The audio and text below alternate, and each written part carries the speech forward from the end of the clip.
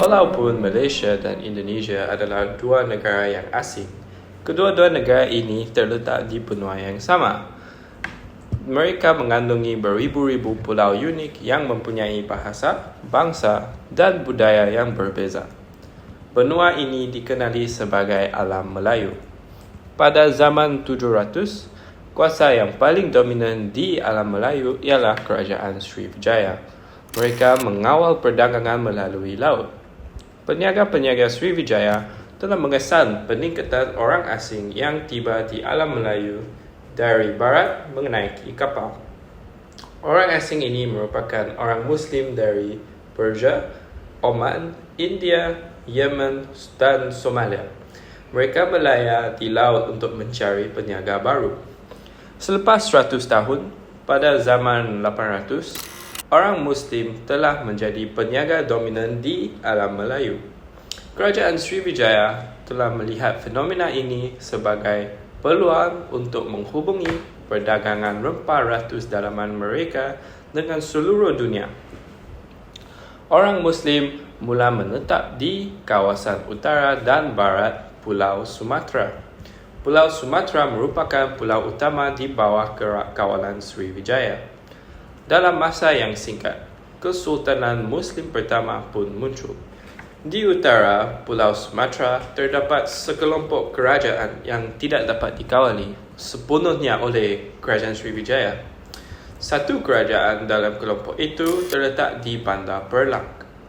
Pada ketengahan zaman 800, pemimpin Perlak menerima agama Islam dan memulai Kesultanan Perlak. Pada kelewatan zaman 900, Srivijaya mula menyerang kawasan utara Sumatera, mengawali kerajaan-kerajaan yang terdapat di situ. Kesultanan Perlak usaha berperang dengan Srivijaya demi mengekalkan kemerdekaan dari kerajaan Srivijaya. Kedudukan Srivijaya di Perlak hanya sementara kerana pada tahun 1025, Kerajaan Chola melancarkan kempen menyerang Kerajaan Srivijaya dan berjaya menangkap Maharaja Srivijaya, Sang Rama Wijayotunggavarman. Tanpa pemimpin, Kerajaan Srivijaya menjadi huru-hara, memberi peluang kepada kerajaan-kerajaan tempatan yang sebelum ini di bawah kawalan Srivijaya untuk mendapatkan semula otonomi di kawasan sendiri. Selama 300 tahun seterusnya, kawasan utara Sumatera masih dibahagi oleh kerajaan tempatan. Pada masa ini, peniaga Muslim dan Muslim tempatan usaha menyebarkan agama Islam secara berterusan.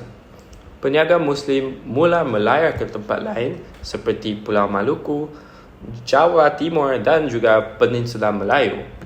Pada masa itu, Kesultanan Muslim kedua ditubuhkan pada tahun 1136 oleh Raja Kedah yang menerima agama Islam dan menukar namanya menjadi Muzaffar Shah I. Kesultanan Muslim ini dikenali sebagai Kesultanan Kedah.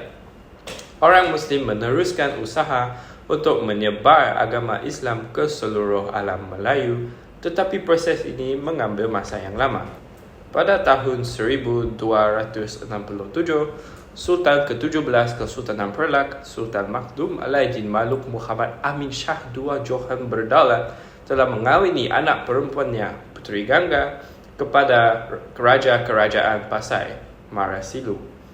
Raja Marasilu melihat perkahwinan ini sebagai tawaran persahabatan dan sebagai kesan telah menerima agama Islam. Raja Marasilu telah menukar agama kepada agama Islam setelah mengawini Puteri Ganggang dan menukar nama menjadi Malikus Saleh.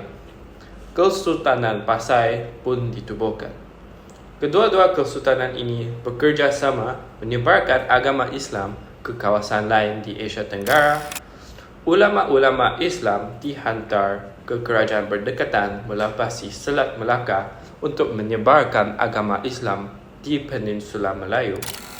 Walaupun orang Muslim sudah menyebarkan agama Islam di Peninsula Melayu, pelibatan Sultan telah memajukan penyebaran Islam. Sultan menemui sultan kerajaan lain untuk membentuk kerjasama dan juga menyebar agama Islam antara satu sama lain. Penukaran agama pemimpin-pemimpin di kerajaan berdekatan kepada agama Islam juga menyebabkan rakyat di bawah pemimpin menerima agama Islam secara kesan. Pada tahun 1288, Kerajaan Singhasari dari Java Timur menghantar tentera kepada kawasan selatan Sumatera dan berjaya mengalahkan tentera Melayu. Kebangkitan Kerajaan Singhasari menarik perhatian kerajaan Mongol dari China. Cucu Genghis Khan, Kublai Khan, menghantar utusan kepada pemimpin Kerajaan Singhasari, memerintah mereka untuk menyerah diri. Singhasari telah menolak perintah Mongol. Pada tahun 1923, Kerajaan Mongol menghantar tentera menyerang Singhasari di Java. Tempoh masa perang ini pendek dan Kerajaan Singhasari berjaya mempertahankan diri. Dalam masa setahun, Singhasari telah mengalahkan tentera Mongol dan menghalau Mongol dari Java. Kemenangan ini menyebabkan Singhasari meluaskan kawalannya ke Pulau Sumatera dan Peninsula Melayu. Singhasari menyatukan tanah-tanah di alam Melayu menjadi kerajaan yang paling kuat di alam Melayu, Kerajaan Majapahit. Kesultanan Muslim di Kedah, Perlak dan Samudera Pasai juga jatuh di kawalan Kerajaan Majapahit dan menyebabkan agama Hindu menjadi agama dominan di alam Melayu.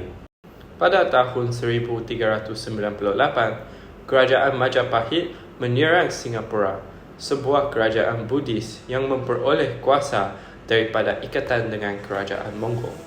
Walau bagaimanapun, Mongol telah berjaya dihalau dari alam Melayu dari Singhasari. Singapura tidak mempunyai kebolehan untuk mencabar Majapahit. Oleh itu, Raja Singapura, Parameswara dan pengikut-pengikut melepaskan Singapura dan menetap di tempat yang kini dikenali sebagai Melaka. Parameswara mula membina Kesultanan Melaka di Peninsula Melayu. Kesultanan Perlak dan Samudera Pasai mengetahui pembinaan Kesultanan Melaka. Mereka menghubungi Melaka dengan niat bekerja sama menentang Kerajaan Majapahit.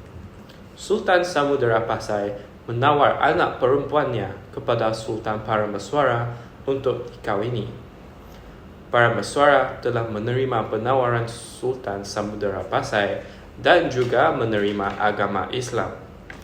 Parameswara menukar namanya menjadi Megat Iskandar Shah. Pada masa yang sama, Zheng He, seorang komander tentera laut Muslim dan juga pelayar Cina terhebat pada masa itu, telah memulakan pelayaran ke pelbagai tempat lain di dunia di bawah perintah pemimpin Cina. Perhentian pertama Zheng He adalah di Melaka, dan dia mengisytiharkan sokongannya terhadap Iskandar Shah dan juga Kesultanan Melaka. Selama dekad-dekad seterusnya, armada Cina Zheng He pun tiba di Java dan membentuk pakatan dengan pemerintah-pemerintah tempatan. Zheng He juga usaha campur tangan dalam isu politik Kerajaan Majapahit. Dia mula menyebarkan agama Islam dan membawa ulama Islam dari China dan membina penempatan di pantai utara Java yang menjadi hub perdagangan di bawah kuasa sendiri. Agama Islam mula tersebar di Java dan terdapat juga beberapa pemerintah Majapahit yang mula menerima agama Islam. Pada masa yang sama, Kesultanan Melaka juga meluaskan kawalan ke atas tanah jajahan Majapahit di Sumatera. Pegangan dan pengaruh Kerajaan Majapahit mula lemah dan orang Muslim mula memperoleh kelebihan. Pada zaman 1400 dan 1500, ramai Kesultanan Muslim mula dibentuk. Pada tahun 1470, Kesultanan Pahang terbentuk dan seterusnya pada tahun 1475, Kesultanan Demak berjaya mendapat kemerdekaan dari Kerajaan Majapahit. Pada 1496, Kesultanan Aceh terbentuk. Kesultanan Aceh mula meluaskan penguasaan di utara Sumatera pada tempoh 1520 dan pada masa yang sama, Kesultanan Demak berjaya mengalahkan tentera Majapahit yang menyebabkan keruntuhan kerajaan Majapahit pada tahun 1527. Pada tahun 1528, Kesultanan Johor terbentuk. Akhirnya, Kesultanan Muslim terhebat, Kesultanan Mataram dibentuk pada tahun 1586. Setelah ini, agama Islam telah tersebar di keseluruhan alam Melayu. Kini, Peninsula Melayu mengubah menjadi Malaysia, dan walaupun Malaysia terdiri daripada pelbagai kaum yang menganut agama tersendiri, agama Islam merupakan agama yang diikuti oleh majoriti rakyat Malaysia.